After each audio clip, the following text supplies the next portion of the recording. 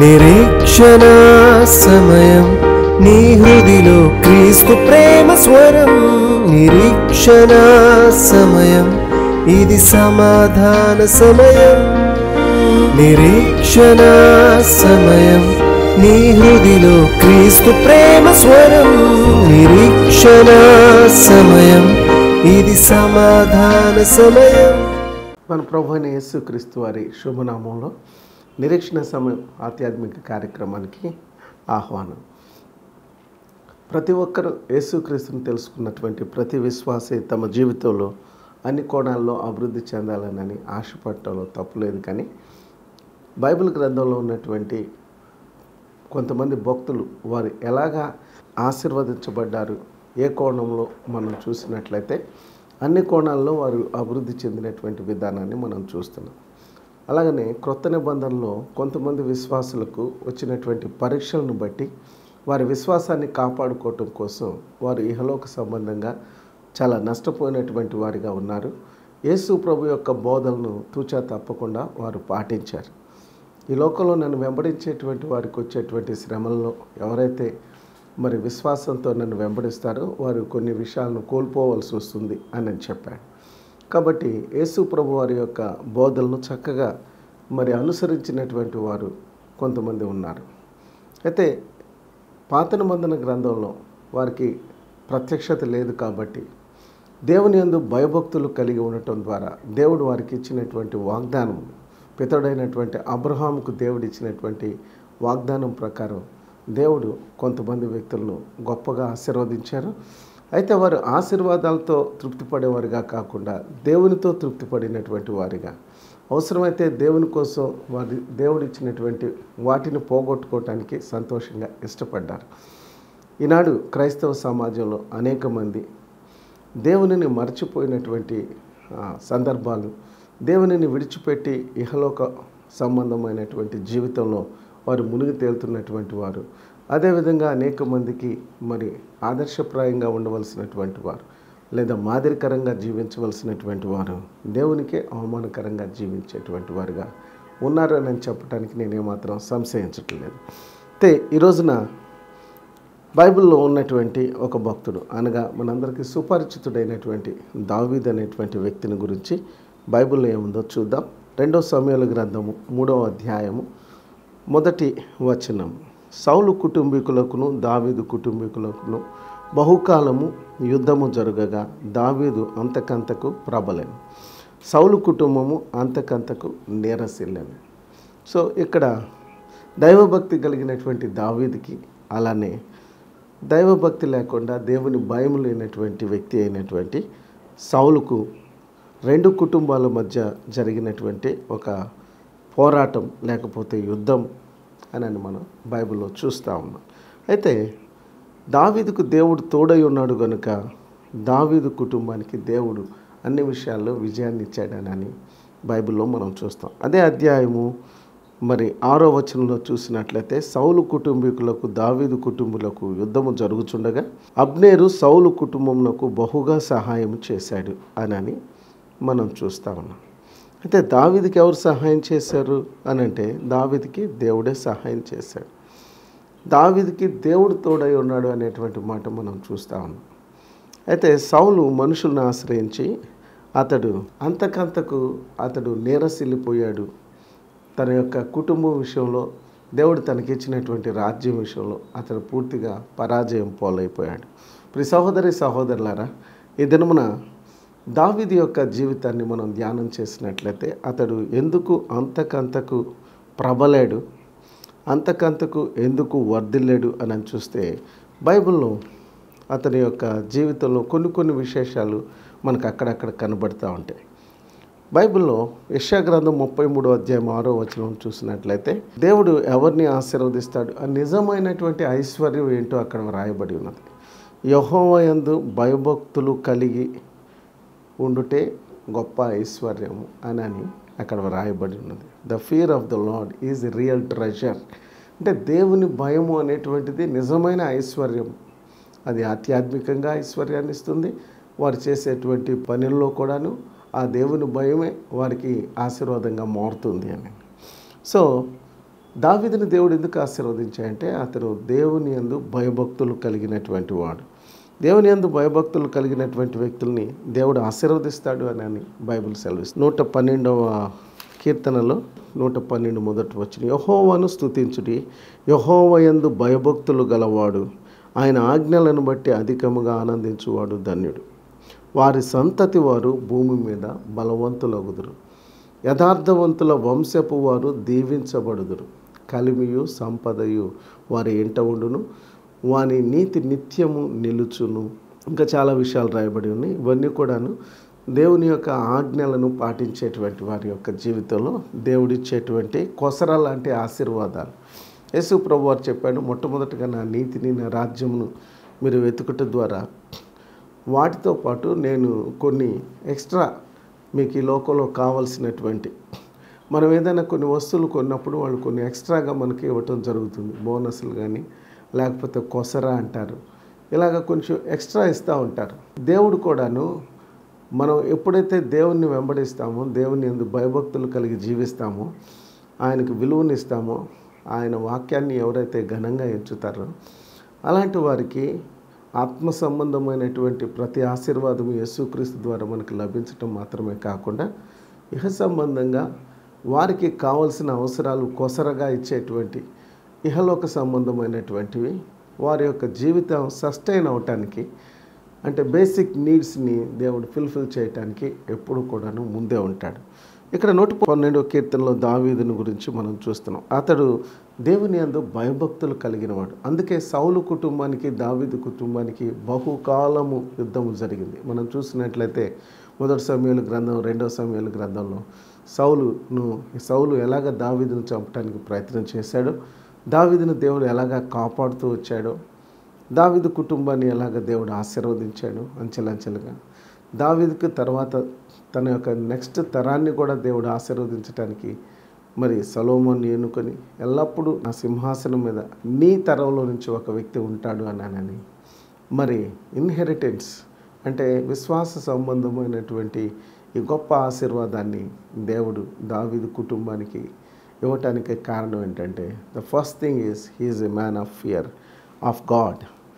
అతడు ఎందుకు ఆశీర్వదించబడ్డాడంటే దేవుని యందు భయభక్తులు కలిగినటువంటి వాడు కనుక దేవుడు ఆశీర్వదించాడు. 128వ కీర్తనలో కూడా యెహోవా యందు భయభక్తులు కలిగి ఆయన త్రోవ యందు నడుచువారు ధన్యులు, నిశ్చయముగా నీ చేతుల కష్టార్జితము నీవు అనుభవించదు అని. ఈ రోజున చాలామంది వితౌట్ గాడ్ ఫియర్, దేవుని భయం లేకుండా ఈ లోకంలో ధనాన్ని అభివృద్ధి చేసుకునే ప్రయత్నంలో ఉన్నారు. లేకపోతే ఈ లోక సంబంధంగా వారు ఏదో గొప్పవారిగా పేరు ప్రఖ్యాతులు సంపాదించుకోవటానికి కష్టాలు పడుతున్నారు. కానీ ఆ యొక్క శ్రమలో వారికి సంతోషం లేదు, వారి కుటుంబంలో ఆశీర్వాదం లేదు, వారి యొక్క జీవితం కూడాను ఆశీర్వాదకరంగా ఉండటం లేదు. కేవలం మనిషి డబ్బుతో ఈ లోకంలో సంతోషపడేటువంటి విధంగా మనిషిని దేవుడు సృష్టించలేదు మిత్రమా. ప్రతి ఒక్కరు కూడాను దేవుని యందు ఆనందించడానికి మనిషిని దేవుడు తన రూపంలో తన కొరకు సృష్టించాడు. కానీ మనిషి ఆ విషయాన్ని మర్చిపోయాడు. కాబట్టి ఆయన యందు భయభక్తులు కలిగిన వారిని బైబిల్ మొత్తంలో మనం చూసినట్లయితే ఆయన యందు భయభక్తులు కలిగిన అబ్రహామును, ఆయన యందు భయభక్తులు కలిగినటువంటి కొర్నేలిని, ఆయన యందు భయభక్తులు కలిగినటువంటి సొలొమోనును కూడా దేవుడు ఆశీర్వదించాడు. అలా చూసుకుంటూ వెళ్తే ఈనాటికి కూడా ఈ తరంలో చాలామంది దేవుని యొక్క భయం లేకుండా ఇహలోక సంబంధంగా వారికి ఎన్ని ఉన్నా సరే వారి యొక్క జీవితాలు అస్తవ్యస్తంగా ఉన్నాయి. యేసు ప్రభు చెప్పినటువంటి ఒక గొప్ప ఆధ్యాత్మిక సత్యం ఏంటంటే, ఎవడైనా నన్ను వెంబడించుకొని అట్లా తన సిలువను ఎత్తుకొని నన్ను వెంబడించినట్లయితే వారికి నేను నిత్య రాజ్యాన్ని అనుగ్రహిస్తానన్నాడు. శ్రమలలో కూడా గొప్ప ఆశీర్వాదకరమైనటువంటి ఆనందాన్ని యేసు ప్రభు మనకు వాగ్దానం చేశాడు. సో దావీదును దేవుడు అంతకంతకు వర్ధిల్లాడు, లేదా ఆశీర్వదించబడ్డాడు, అభివృద్ధి చెందాడు. ఎందుకంటే అతడు దేవుని యందు భయభక్తులు కలిగినవాడు. ద సెకండ్ థింగ్ ఏంటంటే హీఈస్ హ్యావింగ్ గ్రాటిట్యూడ్. దావీదు దేవుని మీద కృతజ్ఞత కలిగినవాడు, అంటే దేవుడు పట్ల కృతజ్ఞత కలిగినటువంటి వ్యక్తిగా ఉన్నాడు. దావీదుని దేవుడు ఆశీర్వదించడానికి కొన్ని కారణాలు మనం చూస్తూ ఉన్నాం. 2 సమూయేలు గ్రంథము 7వ అధ్యాయము 18వ వచనంలో దావీదు రాజు లోపలికి ప్రవేశించి యెహోవా సన్నిధిని కూర్చుని ఇలాగ మనవి చేశాను, నా ప్రభువా యెహోవా, ఇంతగా నీవు నన్ను హెచ్చించుటకు నేను ఎంతటి వాడను, నా కుటుంబము ఏ పాటిది, ఇంత హెచ్చుగా చేసినదంతయు నీ దృష్టికి కొంచెమై మానవుల పద్ధతిని బట్టి బహుకాలము జరిగిన తరువాత నీ దాసుడనైన నా సంతానమునకు కలుగబో దానిని గూర్చి నీవు సెలవిచ్చి ఉన్నావు. యెహోవా నా ప్రభువా, దావీదును నేను ఇక నీతో ఏమి చెప్పుకొందును? యెహోవా నా ప్రభువా, నీ దాసుడనైన నన్ను నీవు ఎరిగి ఉన్నావు. ఇక్కడ ఒక హంబుల్ ప్రేయర్ మనం చూస్తా ఉన్నాం. ఎంత కృతజ్ఞతతో ప్రార్థన చేస్తున్నాడంటే, దేవా నేను ఏ పాటి వాడను, నన్ను ఇంతగా హెచ్చించటానికి.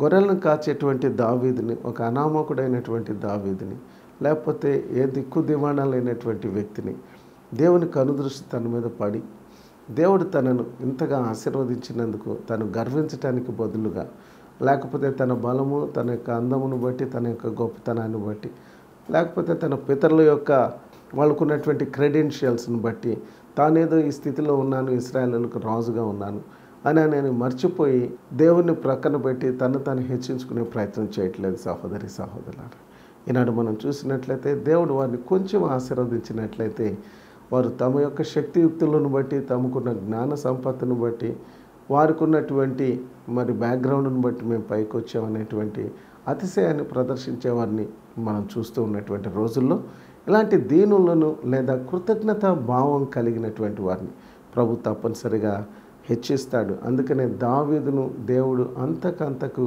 ఆయన వర్ధిల్ల చేశాడు. కానీ సౌల్లో దీనికి టోటల్గా ఆపోజిట్ క్యారెక్టర్స్ మనం చూస్తాం. The Saul is not having God's fear, అతడు దేవుని భయభక్తులు లేనివాడు. అలానే అతడు దేవునికి కృతజ్ఞత లేనటువంటి వ్యక్తి. He has no gratitude towards God. దేవునికి ఏమాత్రం కూడాను. గాడిదలు వెతకటానికి వచ్చినటువంటి వ్యక్తిని రాజుగా చేస్తే ఇశ్రాయేలులకు మొట్టమొదటి రాజుగా అతడు ఏమాత్రం ఖాతరు చేయలేదు.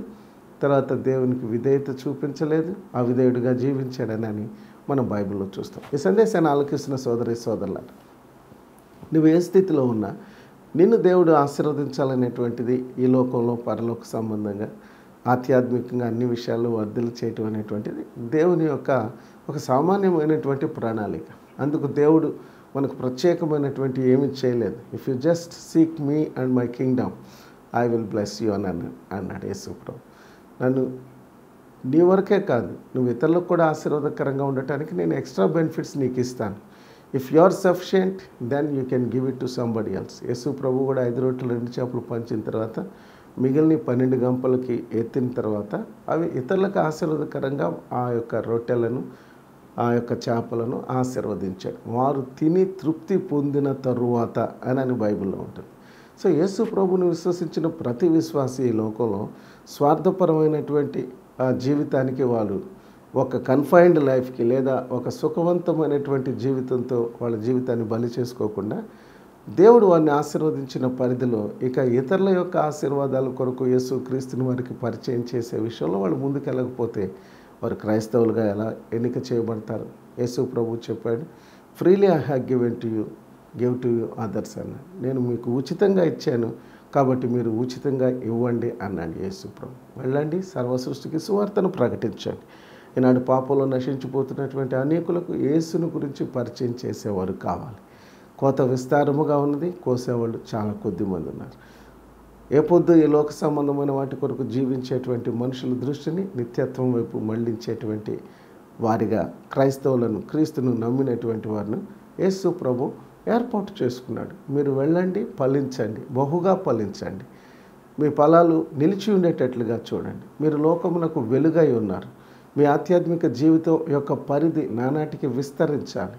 పాపం నుంచి మిమ్మల్ని విడిపించినటువంటి రీతిలో మీరు నాకు కృతజ్ఞత కలిగి ఉండాలి. దావీదు తన పాపంలో పశ్చాత్తాపడ్డాడు కనుక దేవుడు ఆయన యొక్క జీవితాన్ని ఎంతోమందికి ఆశీర్వాదకరంగా చేశాడు. ఆ విషయాన్ని 53వ కీర్తనలో తాను చెప్తాడు. 1000 దహన బలులు అర్పించడం కంటే విరిగి నలిగిన మనసుతో నేను నీ సన్నిధిలో ప్రార్థన చేస్తాను ప్రభువా. నా పాప స్థితిని జ్ఞాపకం చేసుకోండి, నన్ను పరిశుద్ధుడిగా చేయండి, నా అంతరంగంలో మీరు సత్యాన్ని కోరుతున్నాడు అని దేవుని సన్నిధిలో ప్రార్థించిన దావీదు జీవితం ఒకసారి ఈ కార్యక్రమం ద్వారా మనందరం కూడా విందాం. దేవునికి సమీపంగా జీవించిన ప్రతి వ్యక్తి ఈ లోకంలో ప్రతి ఒక్కరికి ఆశీర్వాదకరంగా ఉంటాడు. So he's a man of gratitude. ప్రభువా నన్ను ఇంతగా హెచ్చించుటకు నేను ఏ పాటి వాడను అన్నాడు. సో మూడవ కారణాన్ని చూద్దాం. Why God has blessed David. ఆయనలో ఉన్నటువంటి మంచి లక్షణాలు ఏంటో చూస్తున్నాం. మూడవదంటే he is a forgiving spirit man. అతను ఇతరులను క్షమించే మంచి మనసు కలిగినటువంటి వాడు. సో 2 సమూయేలు 16వ అధ్యాయం, 2 Samuel 16th chapter verse 10లో ఒక వ్యక్తి దావీదుని నిష్కారణంగా శపిస్తూ ఉన్నాడు. అతని పేరు షిమి. అతని గురించి ఇలా రాయబడి ఉన్నది. అందుకు రాజు, సిరియా కుమారులారా, మీకు నాకు ఏమి పొందు వానిని శపింపనీయుడి. దావీదును శపింపమని యెహోవా వానికి సెలవీయగా నీవు ఇలాగ ఎందుకు చేయుచున్నావని అపేక్షణ చేయగలవాడు ఎవడనని చెప్పి అభిషేక్తోనూ తన సేవకులందరితోనూ పలికినదేమనగా, నా కడుపును పుట్టిన నా కుమారుడే నా ప్రాణమును తీయ చూచుచుండగా ఈ బెన్యామీయుడు ఈ ప్రకారము చేయుట ఏమి ఆశ్చర్యం. వాని జోలి మౌనుడి, యెహోవా వానికి సెలవిచ్చి ఉన్నాడు గనుక వానిని శపింప నీయుడి. పిల్లరా, ఇక్కడ దావీదులో ఉన్నటువంటి ఒక మంచి అంటే క్షమాగుణాన్ని ఇక్కడ మనం చూస్తున్నాం. He's a man of forgiving spirit. అంటే క్షమించేటువంటి మనస్సు కలిగినటువంటి వ్యక్తి. అందుకే దేవుడు దావీదుని నాకు ఇష్టమైనటువంటి వాడనని చెప్పాడు. దావీదు ఇశ్రాయేలులకు వెలుగు అని నేను బైబిల్లో రాయబడి ఉన్నది. దావీదు పితరులకు అంటే దావీదు సంతానాన్ని దేవుడు ఆశీర్వదించాడు. సాక్షాత్తు ప్రభువైనటువంటి యేసుక్రీస్తు దావీదు కుమారుడు అని పిలిపించుకోవటానికి చాలా ఇష్టపడ్డాడు. కాబట్టి దావీదులో ఉన్న మంచి లక్షణాలను మనం అలవర్చుకుంటే దేవుడు మనల్ని కూడా ఇహలోకంలో పరలోకంలో ఆశీర్వాదకరంగాను, ఇతరులకు ఆశీర్వాదకరంగాను, దేవునికి మహిమకరంగాను, నువ్వున్న కుటుంబానికి, నువ్వున్న స్థలములో నీతో పరిచయమైనటువంటి వ్యక్తులందరి దృష్టిలో నువ్వు నిజమైనటువంటి క్రైస్తవ బిడ్డగా ఉన్నావనే సత్యాన్ని తెలుసుకుంటే యేసుక్రీస్తుని వెంబడించే వారి సంఖ్య దినదినానికి పెరిగిపోతుంది కదా. ఈనాటికి క్రైస్తవుల సంఖ్య భారతదేశంలో చాలా స్వల్పంగా ఉన్నట్లుగా మనకు లెక్కలు చెబుతున్నాయి. కాబట్టి క్రైస్తత్వాన్ని అభివృద్ధి చేసే పని కాదు, కానీ క్రీస్తును అనుసరించేటువంటి వారిని తప్పనిసరిగా అనేక మంది ఆకర్షితులు అవుతారని యేసు ప్రభువే చెప్పాడు. దావీదు యొక్క జీవితం మనందరికీ స్ఫూర్తిదాయకం కావాలి. దావీదు యొక్క జీవితం మనందరిలో ఒక కృతజ్ఞతాభావం కలిగినటువంటి వారిగా, ఇతరులను క్షమించేటువంటి మంచి మనసు కలిగినటువంటి వారిగా, దేవుని యందు ఎల్లప్పుడూ కూడాను భీతి భయము కలిగినటువంటి వారిగా ఉంటే నిజంగా అంతకంతకు నీ కుటుంబాన్ని, నువ్వు చేసేటువంటి పనిని, నువ్వున్న స్థలము లేదా నువ్వు చేసేటువంటి సువార్త పనిని దేవుడు ఎందుకు ఆశీర్వదించడండి? దేవునికి పక్షపాతం లేదు కదా. God has no partiality. He loves everybody. Bible ఏం చెప్తా ఉందండి? దేవుడు లోకమును ఎంతో ప్రేమించాడు. So when God loves everybody, he doesn't want to keep somebody down. కింద ఎవరిని ఉంచాలని ఆశపడాడు కదా. బైబిల్లో ఈ మాట రాయబడి ఉంటుంది. అదేంటంటే promotion comes from the lord. ఒక వ్యక్తికి పదవోన్నతి అనేటువంటిది దేవుని యొద్ద నుండి వస్తుంది. ఒక వ్యక్తిని పైకి హెచ్చించాలన్నా, ఒక వ్యక్తిని కింద ఉంచాలన్నా అది దైవ సంకల్పంలో భాగం. మన యొక్క హృదయ స్థితిని బట్టి మనలో ఉన్నటువంటి ఆ మంచి క్యారెక్టర్స్, దావీదులో ఉన్న మంచి క్యారెక్టర్స్ మనం కలిగి ఉంటే తప్పనిసరిగా నిన్నైనా నన్నైనా ఎవరినైనా ప్రభు ఒక ఉన్నతమైనటువంటి స్థితిలో ఉంచడం ఆయనకేం పెద్ద సమస్య ఏం కాదండి. శూన్యంలో నుండి సమస్తాన్ని సృష్టించినటువంటి దేవునికి ఎక్కడ అట్టడుగున ఉన్నటువంటి దావీదుని ఒక ఉన్నతమైనటువంటి సింహాసనం మీద కూర్చోబెట్టడానికి దేవుడికేమో అదొక పెద్ద ప్రణాళికతో కూడినటువంటి విషయం ఏం కాదు. అయితే దావీదు యొక్క వ్యక్తిత్వం దేవునికి చాలా ఇష్టంగా ఉన్నది. సో షిమి అనేటువంటి వ్యక్తి నిష్కారణంగా దావీదుని ఎలాగా అతడు మరి దూషిస్తున్నాడు చూస్తే 7వ వచనంలో, ఈ షిమి నరహంతకుడా, దుర్మార్గుడా, చీపో నీ వేలవలనని నీ వెళ్ళగొట్టినటువంటి సౌలు ఇంటి వారి హత్య నువ్వు యెహోవా నీ మీదకి రప్పించి యెహోవా నీ కుమారుడైన అబ్షాలోము చేతికి రాజ్యమును అప్పగించి ఉన్నాడు. నీవు నరహంతకుడు గనుకనే నీ మోసంలో నువ్వు చిక్కబడి ఉన్నావని చెప్పి రాజును శపించగా. చూడండి ఎంత కఠినమైనటువంటి మాటలతో దావీదుని అతను హింసిస్తున్నాడు. అప్పటికే దావీదు తన కుమారుడైనటువంటి అబ్షాలోము వలన అతడు దేశాన్ని విడిచిపెట్టి ఎక్కడో కొండల్లో, లోయల్లో, అడవుల్లో తన సమయాన్ని, తన జీవితాన్ని వెళ్ళబుచ్చుతూ ఉన్నాడు. తండ్రి యొక్క సింహాసనం మీద కూర్చోవాలని చెప్పి అబ్షాలోము దావీదునే పూర్తిగా అతన్ని స్థానభ్రంశం చేసిన సందర్భంలో దావీదు అప్పటికే మనసు వికలమైపోయి తనతో పాటు కొంతమందితో పాటు ఆయన దేశ బహిష్కరణకు గురైపోయి అతను ఎంతో బాధతో ఉన్న సమయంలో దావీదును ఓదార్చడానికి బదులుగా షిమి అనేటువంటి వ్యక్తి ఎంత కృతజ్ఞత లేకుండా మాట్లాడుతున్నాడు, ఎలాంటి ఎలాంటి కఠినమైనటువంటి పదజాలను ఉపయోగిస్తున్నాడు. ప్రియులారా, ఈ రోజుల్లో చాలామంది మంచివారిని ద్వేషించే వాళ్ళు ఎక్కువైపోయారు కదా. యేసుక్రీస్తు ప్రభు చెప్పాడు, మిమ్మల్ని ఈ లోకంలో నన్ను నమ్ముకున్నందుకు మిమ్మల్ని ఎవరు మెచ్చుకునే వాళ్ళు ఉంటారు, కానీ నన్ను బట్టి మిమ్మల్ని ద్వేషించే వాళ్ళే ఎక్కువగా ఉంటారు అని యేసు ప్రభు ముందే చెప్పాడు. యేసు ప్రభునే నిష్కారణంగా ద్వేషించిన ఈ లోకం యేసుని వెంబడించే వాళ్ళని ద్వేషించడం అది పెద్ద కష్టం అంటారా? దావీదు యేసుక్రీస్తులాగా మనకి ఇక్కడ కనపడుతున్నాడు. దావీదులో యేసుక్రీస్తులో ఉన్నటువంటి మంచి లక్షణాలన్నీ మనకు కనపడుతున్నాయి. ఇలాంటి వ్యక్తిని నరహంతకుడా, చీపో అని చెప్పి ఈ షిమి అనేటువంటి వ్యక్తి దావీదు వెంటబడి రాళ్ళు రువ్వుతూ దావీదుని శపిస్తూ ఉంటే, ఇంకా దావీదు ప్రక్కన ఉన్నటువంటి అభిషేక్ అనేటువంటి సైన్యాధిపతి అంటున్నాడు కదా, నీవు సెలవిస్తే ఈ చచ్చిన కుక్క లాంటి షిమిని నేను ఇతన్ని చంపి భూస్థాపితం చేస్తాను. ఎందుకంటే దావీదు యొక్క మంచితనం అభిషేక్కి బాగా తెలుసు. దావీదు యొక్క దైవ భక్తి అతనికి తెలుసు. What a type of God Fearing man, దేవునికి భయపడేటువంటి వ్యక్తి తెలుసు. కాబట్టి అభిషేక్ ఇలా అతను చంపాలని చెప్పి ప్రయత్నం చేస్తుంటే దావీదు ఎంత చక్కటి మాట్లాడుతున్నాడు చూడండి. అతనిలో క్షమించే ఆ మనసు చూడండి. దేవుడే అతనికి పర్మిషన్ ఇచ్చాడేమో, ఎందుకు నువ్వు అతన్ని చంపాలని ప్రయత్నం చేస్తున్నావు? అభిషేక్ ఆపేసాయి. నా కుమారుడే నన్ను చంపాలని ప్రయత్నం చేస్తున్నప్పుడు, నా కుమారుడే నాకు శత్రువుగా ఉన్నప్పుడు, ఈ after all a common man లాంటి ఈ అభిషేక్ నన్ను ఇలాగ శపించటం, ఇలాగ నన్ను తిట్టడం వలన నువ్వెందుకు బాధపడతావు? దేవుడే ఒకవేళ అతనికి ఆ పర్మిషన్ ఇచ్చాడేమో, కాబట్టి మనం అతన్ని క్షమించేద్దాం అని అతనికి క్షమాభిక్ష పెట్టాడు. అతను చంపకుండా ముందుకెళ్ళిపోయాడు. దేవుడు దావీదుని అంతకంతకు అభివృద్ధి చేశాడు, లేకపోతే అంతకంతకు అతను వర్ధిల్ల చేశాడు. మరి అనేక మంది జీవితాలు ఈ రోజున ఎక్కడ ఉంటే అంతకంతకు అక్కడే ఉండిపోతున్నారు. కారణం ఏంటి?